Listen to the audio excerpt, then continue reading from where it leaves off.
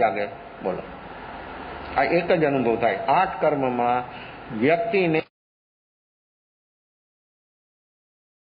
અને કાંઈને મહેસૂસ થતું નથી, તો એ બીજા 8 કર્મ એક સાથે જાય છે. એક સાથે આયુષ કર્મ છે એ ક્ષણે ક્ષણે કમ થાય છે, તો આયુષ કર્મની સાથે જ્ઞાનાવરણીય, દર્શનાવરણીય, વેદની, મોહની, નામ, ગોત્ર બધા કર્મો એક સાથે ક્યુબદ્ધ જાય છે. પણ વ્યક્તિના અંદરમાં ભાવો કેવા થાય છે? આ બધા ભાવો, એ ભાવોમાંથી બહાર ક્યારે આવી શકે? કે વર્તમાનમાં જો વ્યક્તિ જીવતી હોય, જાગરણ સાક્ષી ભાવ જ્ઞાની, તો ત્યાં સુધી કહે છે હોશ વગરનું જીવન એ જીવતા મૃત્યુ. કોને આપણે જીવન સમજીએ છીએ? આપણે કોને જીવન માનીએ છીએ? અને એ જીવવા છતાં મૃત્યુ, જીવે છે છતાં મૃત્યુ. જ્યાં સુધી હોશ ન પ્રગટે ત્યાં સુધી જીવે છે, પણ કહેવાય, વ્યવહારથી કહેવાય કે જીવે. બસ જેમ કોમામાં માણસ જીવતો હોય તો એ જીવે છે એમ કહેવાય ને, એમ આપણું એમ જ છે. એનું નહીં એમ જ છે, આપણું એમ જ છે. એને કંઈક જો એને બહારથી કંઈ ખબર નથી ને આપણને બહારની ખબર ને આપણને કોઈ બોધ થયો? ખબર તો એનું નામ કહેવાય કે કોઈ પણ ખબર થઈ તો બોધ થવો જોઈએ. આપણને ખબર થાય છે તો આપણને શું થાય છે? 5 ઇન્દ્રિયો, મન, બુદ્ધિથી આપણે બધી ઇન્ફોર્મેશન, માહિતી બધી ભેગી છે, એનાથી આપણને શું થાય છે? બોધ થયો. કેમ? તો શું થયું? તો જો, તો એ જીવન નથી. બોધ થાય તો જીવન. બધી વસ્તુથી બોધ થાય. કોઈ પણ ચીજ એવી નથી જગતમાં, પૂતગલ કે જીવ, બધાને જો અને જીવને બોધ થાય જ. આખું વિશ્વ બોધરૂપ જ છે, પણ એવી દ્રષ્ટિ જેની પાસે હોય એને એ બોધ થાય. વસ્તુ તો એમ જ છે, જેને બોધ થાય એને માટે પણ એ વસ્તુ એમ જ છે, જેને બોધ ન થાય એમાં તો પણ એને માટે એ વસ્તુ એમ જ છે. એ વસ્તુનો જે બદલાવ થાય છે એના ગુણધર્મથી બદલે છે. આપણા બદલાવા, આપણે તો એમાં નિમિત્ત, બધી વસ્તુ ભેગી કરે, રસોઈ બનાવે, એમાં વ્યક્તિ તો નિમિત્ત છે. છતાં વ્યક્તિ શું કહે? જો આ કરતા પણ અનુભવ, અને શું થાય? વસ્તુ આપણી અલગ અલગ ડબ્બામાં હતી. ચા બનાવી છે તો ચા બનાવવા માટે જે જે ચીજો જોઈએ બધા અલગ અલગ ડબ્બામાં હોય ને, તો બધી તમે ભેગી કરી દો. જો તમે બનાવો છો ખાલી પાણીનું ઉકાળો બનાવી દો ચા, તો તમે બનાવી કહેવાય. દૂધ નહીં, પત્તી નહીં, શક્કર નહીં, કાંઈ નહીં અંદર નાખો, ખાલી પાણી ઉકાળો અને અગર માટી નાખો તપેલીમાં, ગરમ કરો, અને તમે જો બનાવતા હો અને તમે જો બનાવી શકતા હો તો બની જાય ચા. કોઈ પણ વસ્તુથી. આ કાગળ નાખો ને તોય બની જાય. કાગળનો ડૂચો કરી નાખો તપેલીમાં, પછી ગેસ કરો, તો જો તમે બનાવતા હો અને તમે બનાવી શકતા હો તો થઈ જાય. પણ આ કેવું સિદ્ધાંત છે અફર. અને કોઈ પણ વ્યક્તિ હોય, કોઈ પણ કન્ટ્રી હોય ને કોઈ પણ વસ્તુ હોય, આપણે તો નિમિત્ત માત્ર છીએ. બધું ભેગું કરી દીધું આપણે બસ. છતાં વ્યક્તિ એમ સમજે છે, વ્યક્તિ એમ માને છે 100% નહીં 1000% કે મેં બનાવ્યું. આ કરતાપણાનો ભાવ જ્યાં સુધી વ્યક્તિમાં હોય ત્યાં સુધી વ્યક્તિ બેહોશ છે, અને બેહોશીમાં આ ભાવ રહે. અને આવો ભાવ જ્યાં સુધી હોય ત્યાં સુધી જીવને હોલસેલ કર્મ થાય, રિટર્ન નહીં. કર્મ બાંધવામાં દરેક વ્યક્તિ હોલસેલ છે. ખતમ કરવું કેમ એની ખબર જ નથી. સાંભળવાથી નહીં થાય. જ્યાં સુધી વ્યક્તિ પ્રેક્ટિકલમાં નહીં રહે ત્યાં સુધી આ કામ, મારું કામ એ કદી થઈ શકવાનું નથી, અને થઈ શકે પણ નહીં. કારણ કે જેનાથી જે કાર્ય થાય, હવે આમાં જાગરણ સાક્ષી ભાવ એટલે કરતાપણાનો ભાવ બધો ખતમ. અને જો હું ધર્મ ધ્યાન કરું છું આવો ભાવ રહે ને તો એ કરતાપણાનો ભાવ, તો ધર્મ ધ્યાન ન થાય. તો જાગરણ ન આવે, તો જાગરણ ન હોય. જાગરણના અભાવમાં વ્યક્તિ એમ બોલે કે હું કરું છું, આટલા અનુષ્ઠાન કરું છું, આટલા નિયમ કરું છું, આટલી સામાય કરું છું, રોજ ચોવ્યા કરું છું, કંદમૂળનો ત્યાગ છે. આ બધો ત્યાગ છે એ કોને કહેતું? ઘણા માણસો એવા હોય ને, તો એ કોઈની ઘરે જાય મહેમાન થઈને, તો એ એવું મોટું લિસ્ટ મને બોલવા, પણ એટલું બધું બોલવાની તાર જરૂર છે કે મને આ ચીજ ખપશે એટલું કહી દેતો. મને બધો જ ત્યાગ છે, હું બધો જ ત્યાગ કર્યો છે, પણ ભલે કર્યો, સારી વાત છે, પણ તને શું ખપે છે એ કહી દે. પણ એ ન બોલે, એ છેલ્લે બોલે. તો આટલું બધું વર્ણન કરવાની, જુઓ, એ કરતાપણાનો ભાવ બોલાવે છે. વ્યક્તિની અંદરમાં રહેલો કરતાપણા ક્ષણ ઉપર દરેક ક્ષેત્રમાં દરેક જીવને કરતાપણાનો ભાવ છે, અને આ કરતાપણાનો ભાવ જે છે એ મૂર્છિત જીવને બનાવે છે, અને જીવની મૂર્છા વધતી જાય છે, અને એનાથી રાગ દ્વેષ વધવાના, એનાથી બધું જ વિભાવ બધો બેહોશીમાં, અને સ્વભાવની વાત જો સ્વયંની વાત આપણે આપણી અવસ્થાનો જો અનુભવ કરવો હોય તો જાગરણ સાક્ષીભાવ. બેહોશી તે પાપ, હું બોલું છું, બેહોશી જેવું કોઈ પાપ નથી, અને હોશ જેવો કોઈ ધર્મ નથી.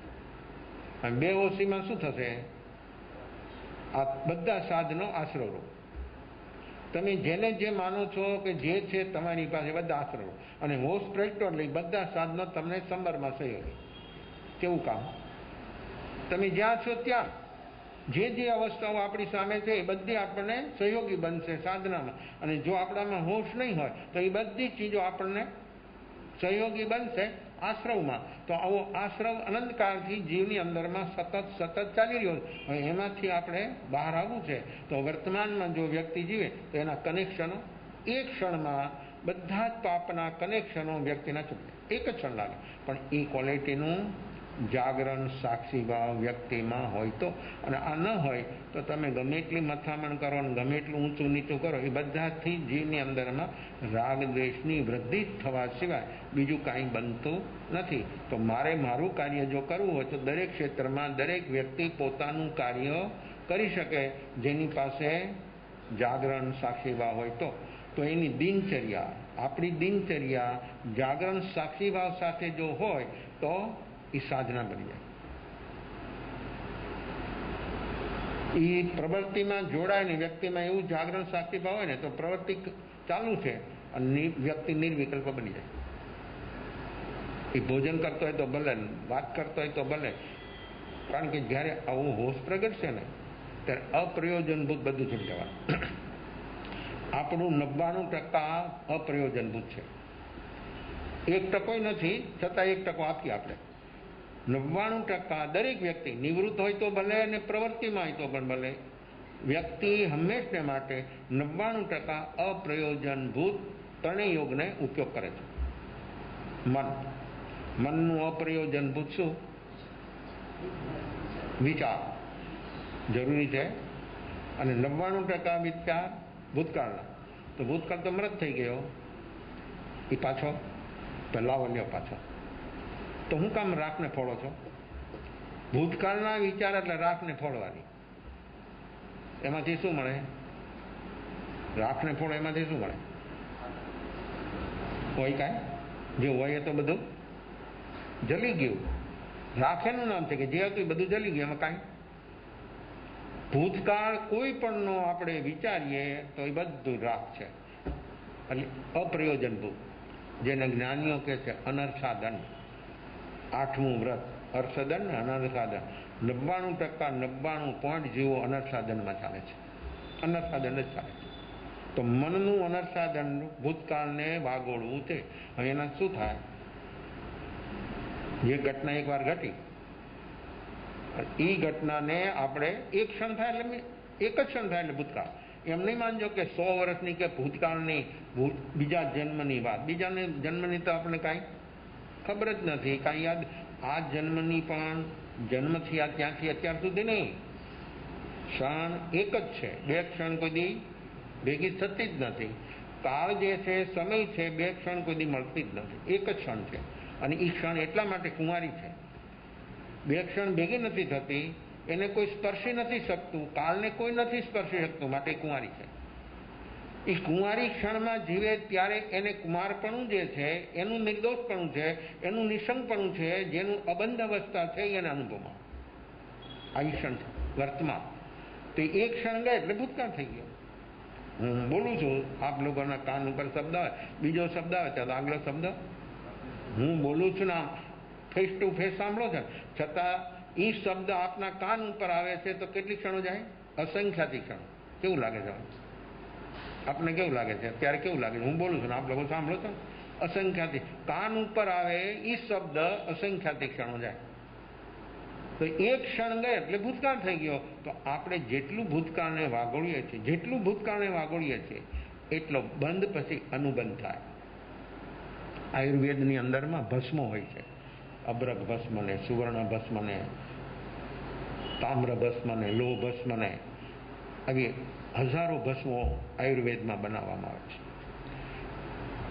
એ સુવર્ણને ભઠ્ઠીમાં નાખી જલાવે, એની રાખ થઈ ગયા પછી ભસ્મ ન થઈ જાય, એને પૂટ આપવા પડે.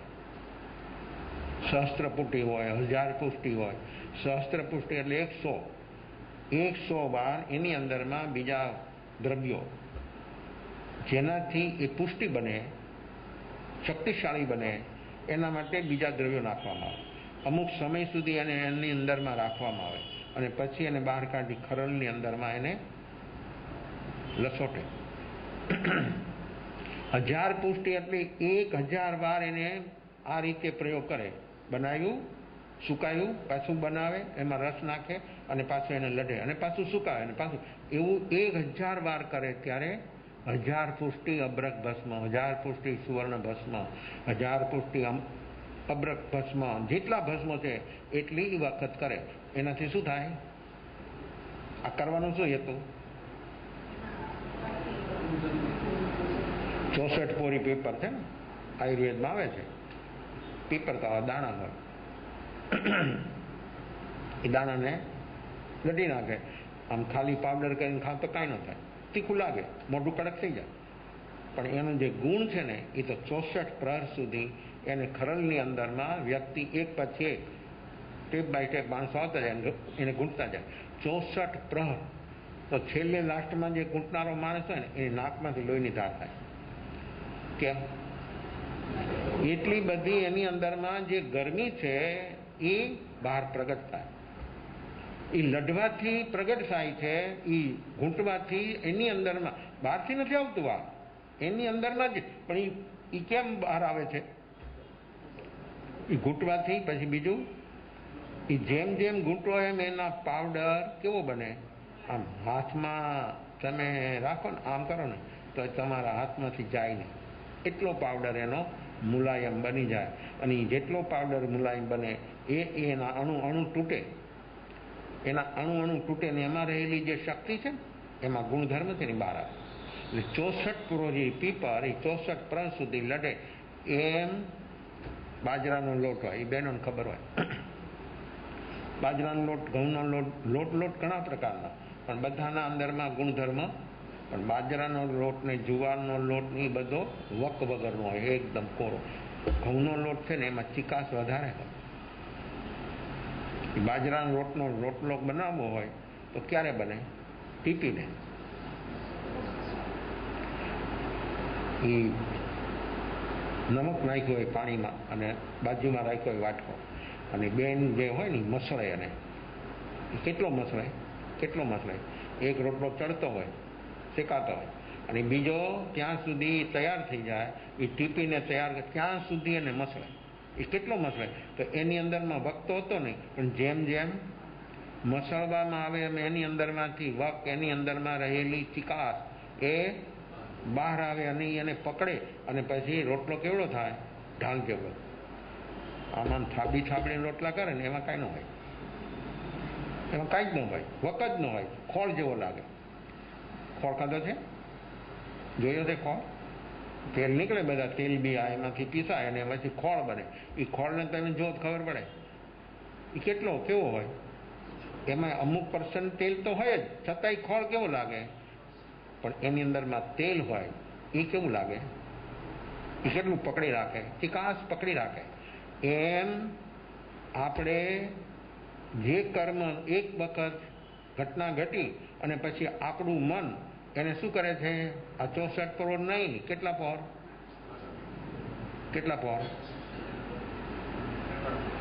1000 પુષ્ટિ નહીં, 1000 વાર નહીં. સહસ્ત્ર એટલે સહસ્ત્ર પુષ્ટિ એટલે 1000, શતપુષ્ટિ એટલે 100 વાર.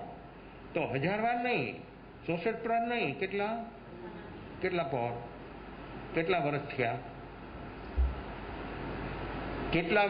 અને એ પછી એમ નહીં સમજતા કે આ હું ઘૂંટતો, અકોન્શિયસ મનમાં જે વાત પહોંચી ગઈ છે એ સતત ઘૂંટાય છે.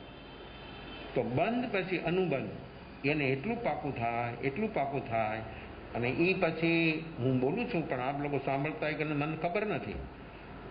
બંધ અનુબંધ, એની અંદરમાં જે રસ ભળે છે, લેસ્યાનો રસ ભળે છે, અને એની અંદરમાં ચિકાસ, એ ચિકાસ. કર્મ વર્ગના તો વૃક્ષ છે, બાજરાના લોટથી પણ બેકાર, એમાં કોઈ વક નથી. પણ આપણા અંદરમાં જે ભાવ ઊભા થાય છે એનાથી કર્મ વર્ગના આપણને ચીપકે છે. એ ચીપકા પછી પણ માણસ એનું જે રટન કરે છે એ કેટલા સુધી, કેટલા દિવસ, કેટલા મહિના, કેટલા વર્ષો, એ જેટલું રટન કરે ને એમાં રસ વધે. અને એ રસ એટલો ઘૂંટાય કે 1000 પુષ્ટિ નહીં, લાખ પુષ્ટિ નહીં, સહસ્ત્ર પુષ્ટિ નહીં, કરોડો પુષ્ટિ નહીં, અને અનંત પુષ્ટિ કહેવાય. તે અનંત પુષ્ટિ બનેલું દ્રવ્ય કર્મ, એની તાકાત કેટલી બની, અને એનાથી શું થયું? આત્મા બેહોશ. આ ચેતના કેમ બેહોશ છે? આ કેમ જાગતી નથી? સાંભળે છે, માને છે, બોલે છે, છતાં અંદરમાં જાગરણ કેમ ટકતું નથી? આમ સતત કેમ નથી? હા, એકાદ ક્ષણ રે કદાચ કોક વાર, પણ સતત કેમ નથી રહેતું? આપણી ચેતના આ રટવાથી આપણી ચેતના મૂર્છિત બની જાય છે. આપણે એની ખબર જ નથી. આપણે એમ જ ચાલીએ છીએ, જીવીએ છીએ ઓઘે. લોકને ઉપસંગનાથી જ જીવીએ છીએ. એમાં વિશેષતા કંઈ છે જ નહીં. પણ જો વ્યક્તિની અંદરમાં જાગરણ પ્રગટે, એ ઘૂંટવાનું બધું બંધ થઈ જાય. જાગરણ સાક્ષી ભાવ વર્તમાનમાં આવે એટલે ઘૂંટવાનું બંધ થઈ જાય, નવું બંધ થઈ જાય, અને પુરાણું જે છે સ્વીકાર ભાવ થાય. એટલે સ્થિતિઘાત, રસઘાત, ઉદ્વર્તનાકરણ, અપવર્તનાકરણ, એવું કેટલી ક્ષણોમાં એનો પાર કરી નાખે. ગમે એટલું કર્મ હોય, ગમે તે ક્વોલિટીનું કર્મ હોય આપણી પાસે, પણ એ ક્ષણોની અંદરમાં એ ખતમ થઈ જાય છે, જલી જાય. આવી શક્તિ આપણી પાસે છે, પણ આપણે આ બધી શક્તિને કામે ક્યાં લગાડી? બધી નેગેટિવ આશ્રવ. આ કરતાપણાનો ભાવ જીવમાં જ્યાં સુધી રહે ત્યાં સુધી આ અવસ્થા બનવાની. અને વ્યક્તિ જ્યારે કરતાપણાના ભાવથી મુક્ત થઈ ગયો, કેટલો હળવો થઈ જાય, અને કેવી એની વર્તમાન અવસ્થા બની જાય, આ કાર્ય મારું છે અને મારાથી જ થાય, ત્યારે એની અંદરમાં આ શ્રદ્ધા ગુણની નિર્મલ પર્યાય એને પ્રગટવાનો અવકાશ જ ન આપે તો ક્યાંથી બહાર આવે? એ તો તૈયાર જ છે, એ તો અંદર સ્ફુરાયમાન જ છે. તૈયાર છે એમ નહીં, અંદર સ્ફુરાયમાન છે, પણ એની ઉપર કેટલા બધા આવરણો એને સોલિડ બનાવ્યા છે, અને બનાવતો જ જાય છે. હર હાલતમાં કામી. ફ્રી તો કોઈ રહેતું જ નથી. ફ્રી ત્યારે જ કહેવાય પ્રવૃત્તિ છતાં ફ્રી, અને નિવૃત્તિ છતાં સક્રિય. વ્યક્તિમાં જાગરણ સાક્ષી ભાવ પ્રગટે એટલે બધી રીતે નિવૃત્ત. દ્રવ્યથી નિવૃત્ત ને ભાવથી પ્રવૃત્તિ કરવા છતાં અંદર કરતાપણાનો ભાવ ન થાય. ઓલો પ્રવૃત્તિ નથી કરતો તો પણ કરતાપણાનો ભાવ.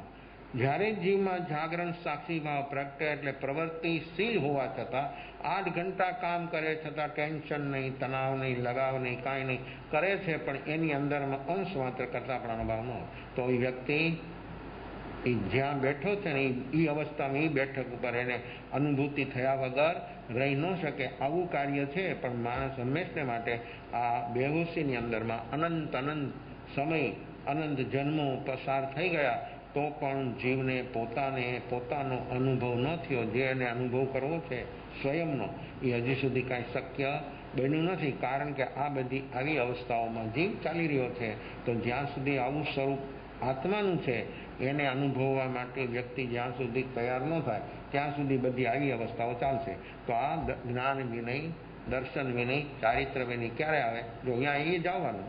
પ્રકૃતિ વિનય ક્યારે આવે? ઉત્કૃષ્ટ લોકોત્તર વિનય ક્યારે પ્રગટે? ઈગો છે, પ્રકૃતિ બધાનું છે, ક્યારે નાબૂદ થાય? કોણ નાબૂદ કરે?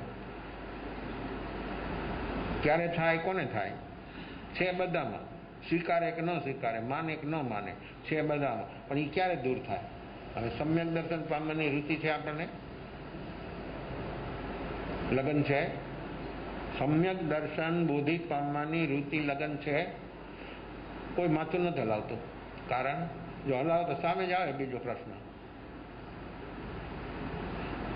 નહીં તો આમ મારા બોલ્યા પહેલા માથું હલાવવા મળી જાવ તમે. કેમ? સમ્યક દર્શન બોધિ એને પામવાની રુચિ છે. અને જો રુચિ હોય તો આ અવસ્થા હોય, જાગરણ સાક્ષી ભાવ હોય. અને જાગરણ સાક્ષી જો જેને જે પ્રકારની રુચિ છે, ત્યાં સમય છે, શક્તિ છે, સાધન છે, બધું જ છે. અને જ્યાં રુચિ ન હોય, એ ગમે એટલી ચીજ સારી હોય, ગમે એવી હોય, મને રસ નથી, કામ પૂરું. પછી તો જેને રસ જ નથી, જો સ્વભાવનો રસ ને રુચિ નથી એટલે નક્કી જ છે કે રાગ દ્વેષનો રસ છે, વિભાવનો જ રસ છે, આશ્રવનો જ રસ છે, બંધનો જ રસ છે, સંસારને વધારવાનો જ રસ છે. આત્માની જ્યાં રુચિ લગન નથી ત્યાં સમજવાનું કે વ્યક્તિને લગન છે, રુચિ છે. રુચિ લગન વગરની કોઈ વ્યક્તિ જ ન હોય, કાં પોઝિટિવ કાં નેગેટિવ. તો જ્યાં વ્યક્તિની આવી નેગેટિવ રુચિ લગન હોય ત્યાં જો સમય શક્તિ બધું જ્યાં હોમ કરીને લગાવી દે ત્યાં કોઈને પૂછવાય ન જાય. ઓકે કે આ કરવા જેવું નથી તો કે તમને ન ખબર પડે. એ ગમે તે ઠોકરો ખાય ને ગમે એટલું થાય તો એ સમજે, એ સાંભળે નહીં, સમજે નહીં. કારણ કેવી કેવી અવસ્થાઓ આ પ્રકૃતિની સાથે રહીને જીવની બની છે, છતાં જીવ જાગવા તૈયાર નથી. અને ન જાગે ત્યાં સુધી આ કામ મારું કામ. તો જ્ઞાન વિનય, દર્શન વિનય, ચારિત્ર વિનય. ચારિત્ર સામાયિક, છેદોપસ્થાપન્ય, પરિહાર, વિશુદ્ધ, સૂક્ષ્મ, સંપ્રાય અને યથાખ્યાત. આ ચારિત્ર ગુણની નિર્મલ પર્યાય છે. આ 5 ચારિત્ર, જ્ઞાન ગુણની 5 પર્યાય, દર્શન ગુણની 5 પર્યાય, ચારિત્ર ગુણની 5 પર્યાય. પણ ગુણ જ્યારે આવરણ રહિત બને ત્યારે અનુભવ પર્યાયથી થાય. આ મનુષ્ય જન્મ ચારે ગતિમાં જે જીવ છે વિભાવ પર્યાય, સિદ્ધ અવસ્થા છે સ્વભાવ પર્યાય. તો એ સ્વભાવ પર્યાયનો અનુભવ સિદ્ધની અવસ્થાનો અનુભવ અત્યારે અહીંયા આપણને થઈ શકે. ક્યારે સિદ્ધ ભગવાન ભલે અહીંયા રહ્યા, આપણે સિદ્ધપણાનો હું સિદ્ધ છું એવો અનુભવ અત્યારે અહીંયા થઈ શકે. કોઈ પણ ન થઈ શકે. એને કાંઈ નથી આવડતું, કાંઈ ખબર નથી, કાંઈ વાંધો નહીં. કોને થાય? વર્તમાનમાં જીવે તો નિર્વિકલ્પ બની ગયો. શ્રદ્ધા ગુણની નિર્મલ પર્યાય બહાર આવી, હું સિદ્ધ છું, નક્કી થઈ ગયું. એને કોઈને વાંચવું ન પડે, પૂછવું ન પડે, કાંઈ સાંભળવું ન, એને હું સિદ્ધ છું એવો અનુભવ વર્તમાન એને થઈ જાય પોતાના અનુભવથી. અને પછી શાસ્ત્ર વાંચે ત્યારે એનું ટેલી થઈ જાય કે જો મને અનુભવ જે થયો છે એ જ વાત આમાં છે. કારણ કે મેં આ વાંચ્યું નહોતું, મને આની ખબર પણ નહોતી, પણ આ જે અવસ્થા છે એ મને અનુભવમાં છે. એટલે શાસ્ત્ર આપણને પુષ્ટિ આપે છે, શાસ્ત્ર આપણને દ્રઢ બનાવે. શાસ્ત્રમાં જેને મુમુક્ષુ હોય, આત્માથી હોય, એને આમાંથી પોતાને રસ્તો મળી જાય. અને આ શાસ્ત્ર આપણને પુષ્ટિ આપે કે જો તને અનુભવ છે એ જ વાત અહીંયા છે. એ બે વસ્તુ એક થઈ જાય ત્યારે નક્કી થઈ જાય કે હા મારો અનુભવ છે ચોક્કસ છે, પાકો છે. હવે એમાં કોઈ, અને પછી એ એવો અનુભવ દ્રઢ બન્યો. માન્યતા નહીં, અનુભવ. માન્યતામાં તો માણસ એટલો બધો પાવરધો છે ને એટલો બધો તૈયાર છે કે વ્યક્તિ માન્યતા હંમેશા માટે જૂઠી હોય. અનુભવ બધાનો એક હોય.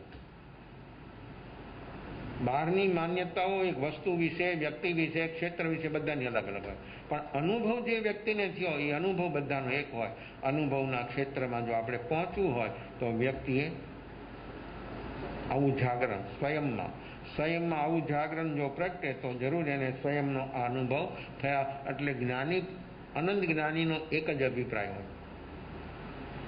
ભૂતકાળમાં અનંત જ્ઞાનીઓ થઈ ગયા, વર્તમાનમાં છે, અને ભાવિમાં આગળ જ્ઞાની થઈ ગયા. વર્તમાનમાં હોય, થાશે કાળ ભવિષ્યમાં માર્ગ ભેદ નહીં. તો ત્રણેય કાળના જ્ઞાની એમ બતાવે છે કે એમાં માર્ગ ભેદ ન હોય, કારણ અનુભવ એક છે. પછી કોઈ પણ ક્રાંતિમાં રહેલો માણસ અને જેને અનુભવ થયો તો એ અનુભવ અને જ્ઞાનીનો એ બે એક જ છે. એટલે અનંત જ્ઞાનીનો એક જ અભિપ્રાય હોય અને એક અજ્ઞાનીના અનંત અભિપ્રાય ક્ષણે ક્ષણે બદલતો જાય. પૂંછડું પકડો તો શિંગડાથી ખાંડો થાય, શિંગડું પકડો તો પૂંછડાથી ખાંડો. હાથમાં જ ન આવે ભાઈડો. બધી રીતે ગમે ત્યાંથી ગમે ત્યાં છટકીને ભાગી જાય. તું માણસની પાસે કે જ્ઞાનીની પાસે તું છટકી જશે, પણ તારી વૃત્તિઓને, પ્રકૃતિઓનો તો તું શિકાર બની ગયો છે. એની તો તને ખબર જ નથી, તને એનું ભાન જ નથી. આ વૃત્તિઓને, પ્રકૃતિઓ તને કેવી પકડીને કેટલો પીસે છે એની તને ખબર કે એ જાગરણ પ્રગટે ને ત્યારે ખબર થાય. આ હોશ પ્રગટે ત્યારે ખબર થાય કે આ પ્રકૃતિઓથી હું કેટલો પરેશાન છું. ત્યાં સુધી ખબર કોઈને થાય નહીં, કોઈને નહીં થવાની. માને ભલે, માનવાની વાત અલગ છે, પણ ક્રોધનું દુઃખ કેટલું છે એ માણસને ખબર છે. આપણે જે વિચાર કરીએ છીએ શાનો કરીએ છીએ? એના પરિણામનો. કે ક્રોધ કરે એટલે દુઃખ, દુર્ગતિ મળે, સારી ગતિ ન મળે, પાપ કર્મ થાય, આવું બધું થાય, નરકમાં જવું પડે. એટલે આપણે ભયથી કદાચ ક્રોધથી અટકતા હોય. ભયથી ધર્મ ન થાય, લાલચથી ધર્મ ન થાય. આશ્ચર્યથી ધર્મ ન થાય. ધર્મ તો જાગરણ સાક્ષી ભાવથી થાય. જેના અંદરમાં આવું જાગરણ સાક્ષી ભાવ પ્રગટે એને સ્વભાવરૂપ ધર્મ ટચ થાય. અને જે વ્યક્તિ મારો સ્વભાવ ક્ષમા છે, ક્રોધ મારો, તો અહીં આપણને નિમિત્તા યાદ રહે છે. કેમ યાદ ન રહે? જેમ એમ ક્રોધ મારો સ્વભાવ નથી, યાદ કેમ નથી રહેતો? કોઈક યાદ કરે ને તો એને ફેંકી દે, એને ઝાપટ મારી દે. કેવું છે આ વૃત્તિ અને પ્રગતિ અંદરમાં શું કામ કરે છે? જો તો ક્રોધને ક્રોધ રૂપે માણસ જોવે તો એને ખબર થાય, પણ ક્યારે કોણ જોઈ શકે? એટલે જો આપણે તો જ્યારે બહારમાં આવે, નિમિત્ત આવે ને ત્યારે સ્થૂળ બને, ત્યારે તો કોઈ જોઈ શકવાનું જ નથી, સંભવ જ નથી. કારણ કે બેહોશીમાં જીવે છે અને ક્રોધ જ્યારે બહાર નિમિત્ત આવીને બહાર પ્રગટ થયો ત્યારે તો એ 100% બેહોશીમાં હોય છે, એટલે દેખાવાનો જ નથી. પણ વ્યક્તિમાં જો જાગરણ પ્રગટે તો અંદરમાં ઉદયરૂપ એની ક્યુ વાયર છે, એમાં કરંટ ચાલુ છે, સ્વિચ ઓન કરો એટલે ફેન ચાલે, લાઇટ ચાલે, ટીવી ચાલે, જે ચલાવવું હોય તો. પણ કરંટ ન હોય તો તમે ગમે એટલી સ્વિચ ઓન કરો, વાયર છે, ફિટિંગ છે, બધું છે, પણ કરંટ ન હોય તો. એમ જાગરણ સાક્ષી ભાવ પ્રગટે એટલે રાગ દ્વેષનો કરંટ ખતમ. આ બધો કરંટ છે નો છે આપણી અંદરમાં રાગ દ્વેષ. એ રાગ દ્વેષને મન પકડે છે અને મન આપણું એનાથી ચાર્જર થાય છે અને ભાગે છે. કેટલી સ્પીડથી ભાગે છે આપણને ખબર જ નથી. 1 સેકન્ડમાં 22 લાખ કિલોમીટર ભાગે આપણું મન. તો આવી એની ગતિ એને ચાર્જર કરે છે. તો અને ચાર્જર ન થાય મન, એટલે કે રાગ દ્વેષ ત્યાં સુધી ન પહોંચે. ક્યારે ન પહોંચે? શું આનો ઉપાય? આમ તમારી જાતની કે શરીરની શક્તિ લગાવો, તોડ નાખો એને, તૂટે. તોડવાના પ્રયાસથી વધારે મજબૂત બને. પણ જાગરણ પ્રગટે તો, જાગરણ સાક્ષી ભાવ પ્રગટે, કાંઈ પ્રયાસ કર્યા વગર જાગરણ સાક્ષી ભાવ પ્રગટે તમે જુઓ તો ક્રોધ ઉદય સતત એની ક્યુ ચાલી જાય. જો માણસમાં એવું જાગરણ તેજ બને તો એને જોઈ શકે. જે વિચાર પહેલી પરત છે આપણા મનમાં, પહેલી સિરિયલ છે વિચારોની, પછી છે આ કર્મના ઉદયની, પછી છે આપણા ભાવની, પછી છે આપણા પરિણામની. અને એટલી સૂક્ષ્મ પ્રણતિ છે આપણી કે એની તો આપણને ખબર ક્યાં જ થાય? કારણ કે આપણી પાસે એ ક્વોલિટીનું જાગરણ છે જ નહીં. કોણ જોવે? આંખમાં કાંઈક તકલીફ થાય ને કે આમ ઝાંખું સૂજે છે, બરોબર નથી સૂજતો, એટલે ખબર થાય ને કે રોશની કાંઈક તકલીફ થઈ છે, એમ લાગે. વાંકતો હોય તો 2 લીટું દેખાય તો નક્કી થઈ જાય કે નંબરમાં ફેર થયો છે. બધું ચેકઅપ કરાવે ત્યારે ડૉક્ટર કહે કે ના, એ કાંઈ તકલીફ નથી, પણ આંખમાં કાંઈ દર્દ છે, મોતિયો છે કે કોઈ પણ દર્દ એનાથી તમને. પછી શું કરે?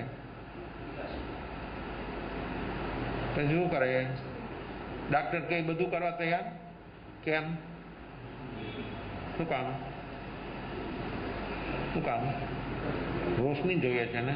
જોઈએ છે તમને રોશની? ક્યાં જોઈએ છે? કોને જોઈએ છે રોશની? કોને જોઈએ છે રોશની? રોશની કોને જોઈએ છે? આ રોશનીની વાત છે, આ જ્ઞાન રોશની. આ નહીં, સૂર્યની નહીં. બહારનો કોઈ પ્રકાશ અંદરમાં પ્રવેશ નથી, કોઈ હાલતમાં. ગમે એવો પ્રકાશ બહાર પ્રગટાવો, કોઈ દી પ્રવેશ અંદર નથી. અને ભીતરનો અંધકાર કોઈ દી બહારના પ્રકાશથી મીટવાનો નથી. તો રોશની જોઈએ છે. આંખને રોશની કોણ આપે? આંખ તો બરાબર છે, અંદર ચેતન ચાલ્યો ગયો તો શું થાય? આંખ જેવી આંખ છે, પછી પાછળના શું કરે? ચક્ષુદાન. કોકનું દાન કોક કરે. એને જ કહ્યું જ નહીં, કારણ કે જિંદગીમાં દાન કરવું સમજતો જ નહોતો. દાનની વાત આવતા તો ધ્રુજવા મળે અને પેરેલિસ ને અટક આવી જાય. આવી લોભ વૃત્તિવાળી વ્યક્તિ એ કોઈ દી દાન આપી શકે? એ કાંઈ કરી શકે? કાંઈ ન થાય એનાથી, એનાથી છૂટે જ નહીં. એ વ્યક્તિને કેદી રોશની પ્રગટે? આ ભીતરની રોશની છે, પણ એ તો ઓપરેશન કરવું પડે. આ તો મેજર ઓપરેશન છે ભાઈ, આ સામાન્ય નથી. બાયપાસ નથી, લીવરનું કિડનીનું ઓપરેશન નથી, મેજરમાં મેજર ઓપરેશન છે. અને એ ન થાય ત્યાં સુધી ભીતરની રોશની કદી પ્રગટે એવી કોઈ સંભાવના નથી. અને ત્યાં સુધી વ્યક્તિને આ કાંઈ પોતાની ખબર થાય એવી કોઈ વાત આવે નહીં. તો આપણે મારું કામ કરવું છે તો એ વર્તમાનમાં આવું જાગરણ સાક્ષી ભાવની શરૂઆત કરે તો ધીરે ધીરે એ વ્યક્તિ આગળ વધે. અને એ જાગરણ એનું આગળ વધવાપણું છે જાગરણ સાક્ષી ભાવથી. જેનું જાગરણ સાક્ષી ભાવ તેજ બનતું જાય એટલે એ આગળ ચાલી જ રહ્યો છે. અને એવું જાગરણ હોય તો એ ઉદય જે ચાલ્યો જાય છે ને અંદરમાં ક્યુ જેમ વાયરમાં કરંટ ચાલ્યો જાય છે, એ વાયર ખુલ્લું હોય ને અડો તો ખબર પડે ને. ખુલ્લું વાયર હોય ને અડો તો શું થાય? શેનાથી થાય છે? અંદર કરંટ છે તો.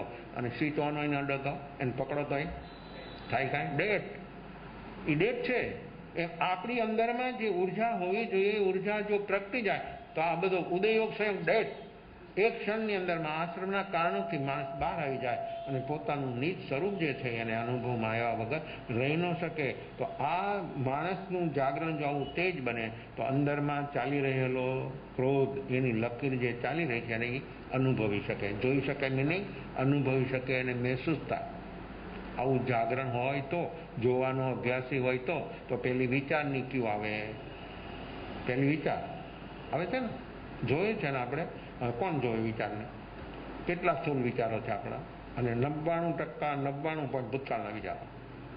1% ભૂતકાળ, ભાવિ, વર્તમાન શું છે ખબર નથી. બાળકો, યુવાનો ભાવિમાં જીવે, બુઢાઓ ભૂતકાળમાં જીવે, વર્તમાનમાં કોણ જીવે? યુવાનો હોય એને ભાવિની જ કલ્પના કરે. બુઢાઓ એ બધા ભેગા થાય, 2-4 બુઢા શું વાતો કરતા હોય? બુઢા બુઢીઓ ગમે ત્યાં ભેગા થાય વાતો શું કરે? કેમ? અમારો ભૂતકાળ આવો તો 4 પૈસે ઘી શેર મળતું પણ અત્યારની કર ને અમે. કોક બીજા અત્યારના માણસો સાંભળે ત્યાં તો બકવાસ કરે છે એમ લાગે. અહીં હતું જમાનો પણ હવે તો અત્યારે તો તારા માટે તો આ ભૂતકાળને યાદ કરવાનું છે અને આ જ વાત કરશે. આ સિવાય બીજું કાંઈ નહીં કરે. ગમે ત્યાં કોઈ પણ પ્રસંગે માણસો જ્યાં જ્યાં ભેગા થાય છે, લગ્નમાં, જન્મમાં, મરણમાં, ગમે ત્યાં એ બધા માણસો વાતો શું કરે? કેમ? એની પાસે બીજો કોઈ ઇતિહાસ જ નથી, કોઈ બીજી એની પાસે વિષય જ નથી, કોઈ બીજું ચેપ્ટર જ નથી. આ જ વાત. જો આપણી મૂર્છિત અવસ્થા પ્રદર્શિત થાય છે એમ કેમ પ્રકારે માણસ કેટલો બેહોશ છે એ નક્કી થઈ જાય છે કે માણસ એ જ રટન કરે છે અને એ જ ઘરડની પરણમાં લકીરનો ફકીર એની જ અવસ્થામાં વ્યક્તિ ચાલી રહી છે. તો પહેલી પર્ત છે, પહેલી સિરિયલ છે વિચારોની, પછી રાગ દ્વેષની, અને આ ઉદય કર્મનો ઉદય, 8 કર્મનો ઉદય સતત ચાલી રહ્યો છે એની ક્યુ, પછી આપણા ભાવ શુભાશુભ, પછી આપણા પરિણામ, અને અંદરમાં એટલી સૂક્ષ્મ પ્રણતિ ચાલી રહી છે એનું દર્શન, એનું અવલોકન કોણ કરી શકે? એ કોને મહેસૂસ થાય? એ કેવું જાગરણ થાય ખરું? આવું જાગરણ તેજ હોય તો. જેની પાસે આવું જાગરણ ન હોય એને પોતાના વિચારો નથી દેખાતા, એને પોતાના વિચારો મહેસૂસ નથી થતા, કારણ કે જોવાની એનામાં ક્ષમતા જ નથી. ક્ષમતા ન હોય તો શું કરે? નથી એની બેસવાની ક્ષમતા, નથી એની જોવાની ક્ષમતા, નથી સાંભળવાની ક્ષમતા. એ માણસ શું કરી શકે? કાંઈ ન થાય. અને બહારનું ઉપરથી બધું હુહાકારો કરે, દેકારો કરે, સિવાય કાંઈ ન થાય.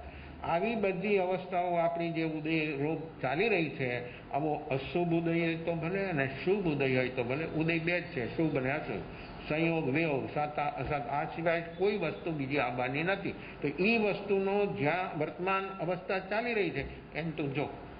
અને આવું જોવાનો જેના અંદરમાં દ્રઢતા આવી ગઈ, જોવાનો અભ્યાસ પક્કો થઈ ગયો, તો એ વ્યક્તિ જલ્દીમાં જલ્દી રાઉન્ડમાંથી બહાર આવી જાય. એની ક્યુ, એના કનેક્શનો, ઉદય જશે એની સાથેનું કનેક્શન છૂટી ગયું એટલે એ શું થશે? જશે નહીં, જલી જશે.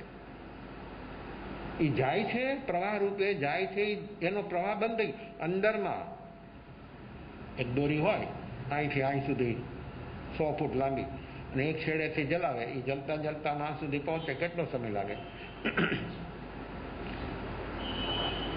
એ દોરીને આમ ગૂંચળું ફીંડલું કરીને અગ્નિમાં નાખી દો તો શું થાય? એટલી જ દોરી છે ને, શું થાય?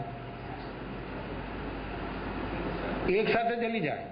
એમ જીવમાં જ્યારે એ ક્વોલિટીનું જાગરણ પ્રગટે ત્યારે કર્મ સત્તામાં છે ને ફીંડલું વળીના પેડા જલી જાય, રાખ થઈ જાય.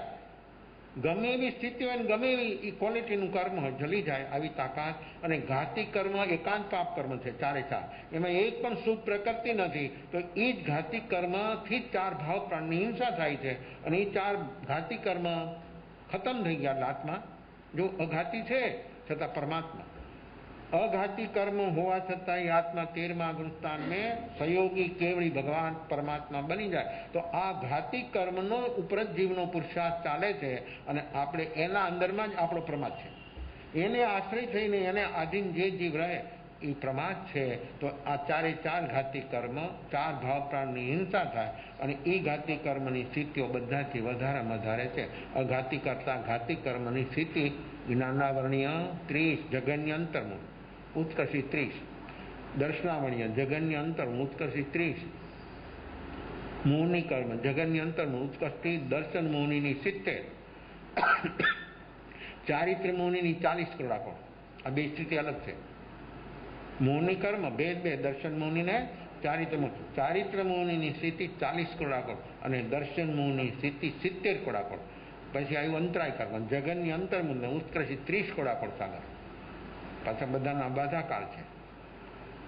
જેનો જે ઉત્કર્ષ 30 છે તો અહીંયા 3 જેટલા 30 છે એના 3000 વર્ષનો બાધાકાળ. અત્યારે મેં આ ઘાતી કર્મ બાંધ્યું અને એનો અબાધાકાળ 3000 વર્ષનો થયો.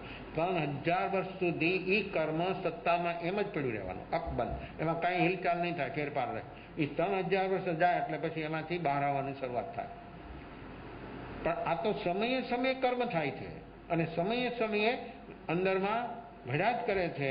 જો હવે એ વ્યક્તિને 3000 વર્ષ પહેલા જો વ્યક્તિને મનુષ્ય જન્મ મળે, જાગરણ સાક્ષી ભાવ પ્રગટે, તો એ સત્તામાં રહેલું કર્મ છે ને એની સ્થિતિ પૂરી થયા પહેલા જલી જાય. આ કેવો પુરુષાર્થ છે, આ કેવું કામ છે. આ બાધાકાળ છે ને હુકમનું પાનું છે. રમો છે ને પાને એ જ કર્યો ધંધો, બીજું કાંઈ કર્યો જ નથી.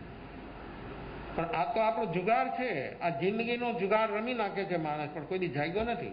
અને જાગે આ હુકમનું પાનું છે અબાધાકાળ. અને અબાધાકાળ પાક્યા પહેલા વ્યક્તિ જાગી જાય તો કર્મ ચલી જાય. નહીતર ઉદયમાં આવવાના જ.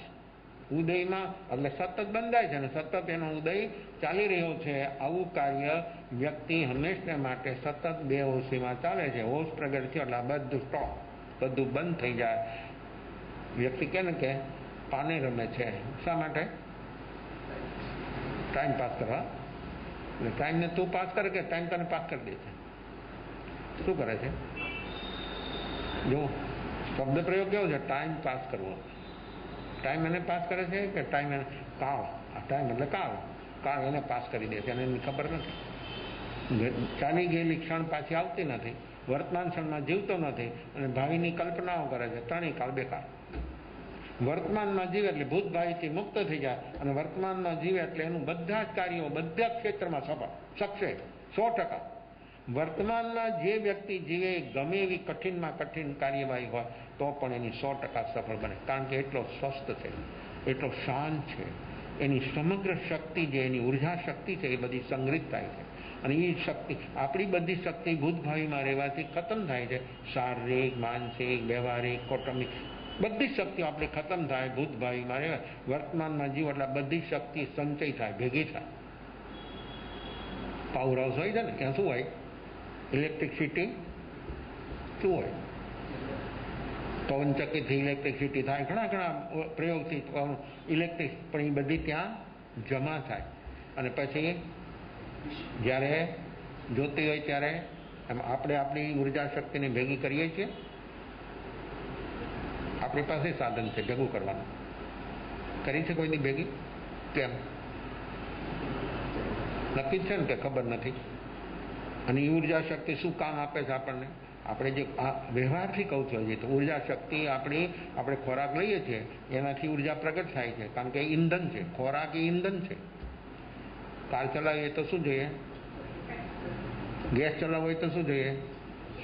ને કોઈ પણ ચીજ ઈંધનરૂપ જે છે એ કેવી હોય છે અને કેટલી એની વિશેષતા હોય છે. આપણી પાસે આપણે જે ખોરાક લઈએ છીએ એનાથી ઉર્જા પ્રગટ થાય. આ તો દ્રવ્ય ઉર્જાની વાત છે હજી. તો એ દ્રવ્ય ઉર્જા આપણા મનને, આપણી ઇન્દ્રિયોને, આપણા શરીરને સક્રિય બનાવે છે. માણસ કહે ને કે વીકનેસ લાગે છે. કેમ? જો વીકનેસ મહેસૂસ થાય, કેમ? એને જે જોઈતા તત્વો નથી, અગર કમ છે તો એને વીકનેસ લાગે છે, અને એને જોતા તત્વો આવી જાય એટલે પછી વીકનેસ અહીં રિકવરી થઈ જાય. એ પણ માણસને ખબર પડે છે, ટેબ્લેટ લે એટલે એ બધું ઠીક થઈ જાય. હવે આ તો ખોરાકથી ઉર્જા ઉત્પન્ન થાય છે, એ ઉર્જાને આપણે કેટલી અપ્રયોજનભૂત ખર્ચી નાખીએ છીએ એની ખબર નથી. તો પછી આત્માની ઉર્જા જે છે, આત્માની જે શક્તિ છે, એને તો આપણે કેટલી ખર્ચી છે અને કેટલી આપણે ખર્ચી રહ્યા છે એની ખબર જ નથી. આત્માની એક સ્વતંત્ર શક્તિ છે. કેટલી? ક્યારે પ્રગટે? આત્માની આ શક્તિ તો બહારની કોઈ પણ વ્યક્તિ હોય ને મર્યાદિત છે. યુવાન હોય ત્યારે શક્તિ અલગ હોય, પ્રૌઢ થાય ત્યારે અલગ હોય, અને બુઢાપામાં જો ખોરાક લે છે, બધું લે છે, પણ છતાં એની શક્તિ, ઉર્જા શક્તિ એટલી સક્રિય ન હોય. તો એનું જે પાચન તંત્ર છે ને જો નબળું થઈ ગયું એટલે એની ઉર્જા જે મળવી જોઈએ એ નથી મળતી. એમાંથી સતત ખેંચવાની તાકાત ન રહી, એમના વેસ્ટેજ નીકળી જાય. તો આ ઉર્જા શક્તિ આપણી પાસે કેટલી છે? અનંત. પણ આ બધી ઉપરમાં આવરણ રૂપ અવસ્થા હોવાથી આત્માની અનંત શક્તિ રૂપ ઉર્જા જે છે એ બધી છુપાઈ ગઈ છે. એને જો આપણે અનુભવવી હોય, એને જો આપણે પ્રગટ કરવી હોય તો શું કામ કરવું? કેમ પ્રગટ થાય? આવરણ છે, શક્તિ છે, બધું છે, અને એ શક્તિ થોડી ઘણી નથી, અનંત છે, ખૂટે જ નહીં. એકવાર પ્રગટ થયા પછી, એકવાર સ્ફુલિંગ થઈ ગયા પછી, બહાર આવ્યા પછી એ શક્તિ કોઈ દિવસ ખૂટે નહીં, એનો અંત થાય નહીં. સાદી અનંત અનંત સમાધિ. અને એ શક્તિ પ્રગટે એટલે સુખ કેવું હોય? કેવું સુખ હોય? કેટલું સુખ હોય? અનંત. કારણ કે અનંત શક્તિ દ્વારા જ અનંત સુખને આપણે અનુભવી શકીએ છીએ.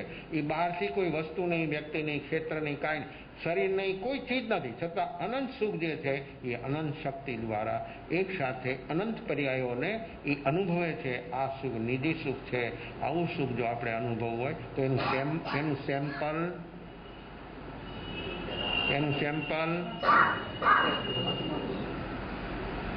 સેમ્પલ અત્યારે મળી શકે અહીંયા બેઠેલા બધાને, કોઈ પણને.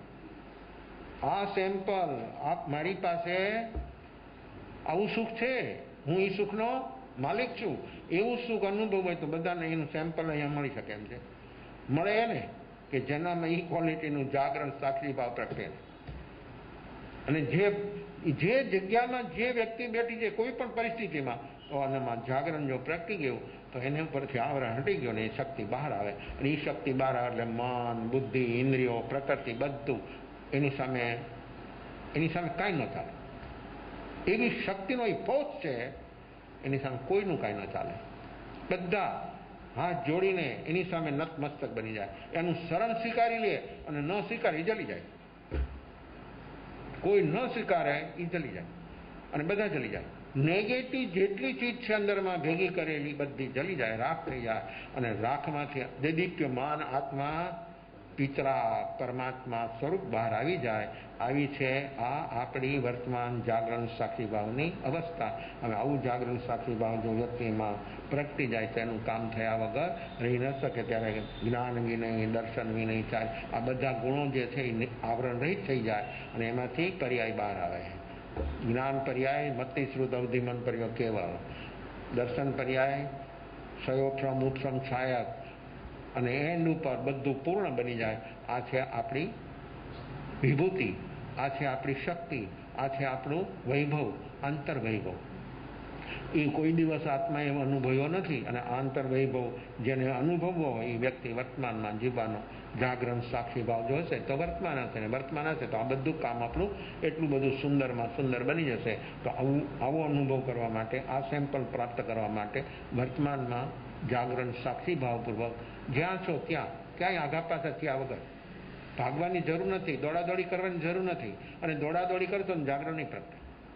જ્યાં છો ત્યાં જો જાગરણ સાક્ષી ભાવ આવી ગયું તો તમે ઘરે હશો તો તમને અનુભવ થઈ જશે, તમે અહીંયા હશો તો એનું, તમે જંગલમાં હશો, ગમે ત્યાં હો તો પણ જાગરણ સાક્ષી ભાવ એ ક્વોલિટીનો આવી ગયો તો અનુભવ થઈ જવાનો, એમાં કોઈ આપણને રૂકાવટ બહારના તત્વો કરનાર નથી. રૂકાવટ છે બધી આપણી ભીતરની, એ જાગરણ સાક્ષી ભાવથી હટી જાય છે. તો આવું જાગરણ સાક્ષી ભાવ પ્રગટાવવા માટે દરેક આત્માઓ સદભાગી બને એવી શુભમંગલ ભાવના વિશેષ ભાવભેદ અવસરે. ચલારી મંગલં હરિયંદામંગલંગવલિગણંદોલંગલારીગુડમાનિંદાગુડમા સિદ્ધાલગુડમાન સ્વાગુડમાન દેવલીગણંદોધૂનગુડમાનિલારીશરણ મૌજામિ હરિયંદા શરણ મૌજામિ સિદ્ધા શરણ મૌજામિ સૌ શરણ મૌજામિ દેવલી બનંદં શરણ મૌજામિ. ચાર મંગલિંગાગતમ યાર સંગરજે સાગરમાનરલે સકલકર્મણોયન મોક્ષતરાં સુખલિયમંદ ભાવદરીજે ગંગાયુતરિંદેજાય સંસારમાય શરણાગા. અગર શરણ નહીં કો જે નરનારી આગર અક્ષય અવિચલ પદ હો.